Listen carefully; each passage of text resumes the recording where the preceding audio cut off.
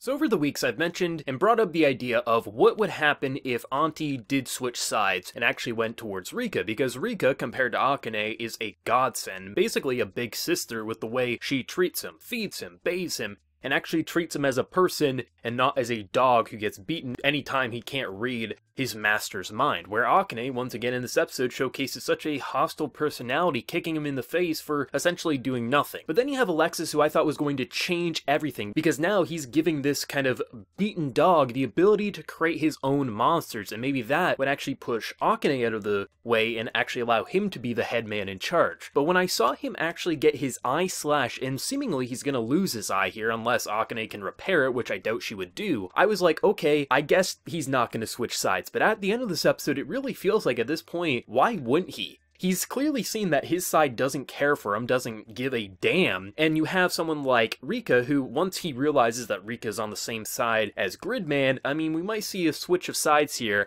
Granted, it might not happen, but if I was a betting man, I'd put money that this guy has been beaten, he's been bruised, he's been broken enough that he might just jump ship at this point, because right now, the side he's on is not paying enough for all the abuse that he's handling. This episode was really good. I mean, I wasn't surprised that this episode was as good as it was. I mean, at the end of last week's episode, it was revealed, hey, this girl that I know and am kind of friends with is a god and is doing everything, but I was a little surprised by how the group didn't take to it, and were kind of like, yeah, you're just full of shit. Like, I mean, we got Utsumi, who is just thinking with his dick because he doesn't want to believe that the girl who he's into and loves kaiju could be doing all these monstrous things, and then we got Rika thinking, you know, Yuta probably hit his head again. But I do kind of like that all at the same time, because it kind of makes sense that they would doubt it, because really they have no reason, they haven't really seen Akane around these kaiju in enough of a manner that it would look suspicious. But the fact that they do bring up the idea of, does she even like kaiju, and then Utsumi is just like, yo, I'm not gonna say anything, I was a little annoyed that this man was willing to risk everything just because he has the hots for a girl. But then again, they are high school students, so it actually is fairly believable, which is why it's so annoying, because high school students can be fairly annoying. But I am glad that we at least had the squad of Gridman backing our boy Yuta up, because if not, that would have been very annoying if we had to go multiple weeks with them not believing Yuta. This episode, though, was pretty interesting. There was some interactions in this week's episode that really just surprised me. The fact that, you know, Yuta's coming home after a stressful day of his friends not giving a damn, and then in comes, oh shit, I'm going to get my head slashed open. And if you see this girl sitting in your bed, even if you're attracted to her, you gotta be running, because she's willing to cut your head off if she doesn't like you. And it really goes to show just how good she is at manipulating. I mean, she's doing this kind of like seductive pose, and she's just trying to manipulate Yuta into joining her cause instead of forcing Yuta to fight her. And I actually thought they did a pretty good job at showcasing why Yuta was a little swayed there. Like, he wasn't just ready to summon Gridman, rush home, go to the computer, and become Gridman and fighter, because it's hard for him to just grasp that this is a girl who's willing to do such horrible things and show no remorse. And when you actually get to the point where she's like, walk me home after just not being okay, and then they have dinner with the man who is basically summoning these creations, that was some of the weirdest and most entertaining scenes we've seen in Gridman,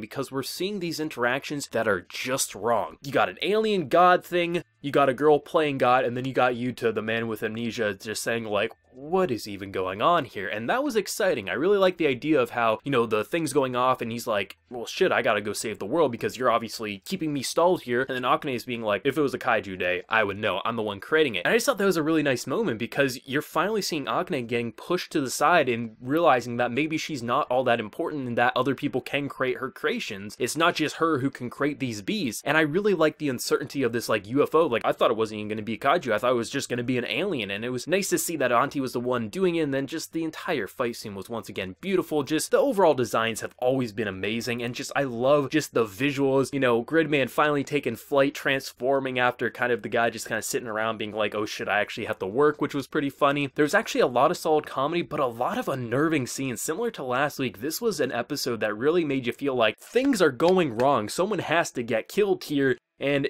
I was surprised we didn't have a death with what ultimately happened with Alexis at the end of the episode, and the buzzsaw, I think it was a buzzsaw. Like, there is a lot of abuse in this series. Like, so far, our main cast, the good guys, who we could call them, haven't had their arms or anything like chopped off, but man, just seeing the, like, what they will do to their own companions what are they willing to do to the enemies like Gridman, things like that, which that's going to be scary if they ever do get their hands on them and he decides to actually cut off some heads. I'm just glad that we actually are seeing Akane now kind of like really pissed off, but she's now pissed off at the big man in charge, who is the one responsible for creating her kaiju, so she can't really talk back to him without feeling like she could be pushed to the side, that maybe she's not this strong god that she first thought she was. And I'm really excited to see how ultimately she is going to switch sides, because at this point I've just come to accept that it's going to happen, and as long as it is all the simulation and she's not actually killing real people, her being redeemed and saved, whatever, I'll let slide. But it's going to be interesting to see how this cybernetic world does come to a conclusion, because at this point I think it's definitely a cybernetic world 100%, especially with what we saw at the end of this week's episode. So it's going to be interesting if it's